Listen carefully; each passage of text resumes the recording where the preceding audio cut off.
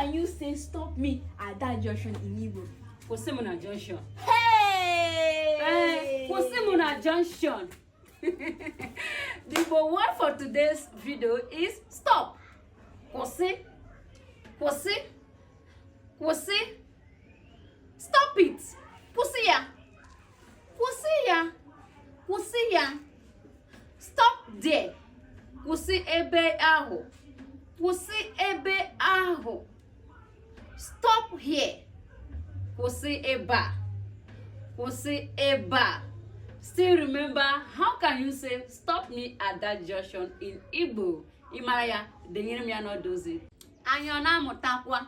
I hope we are learning. I want to use this opportunity to appreciate everyone dropping comments, positive comments that you are learning. I'm so grateful.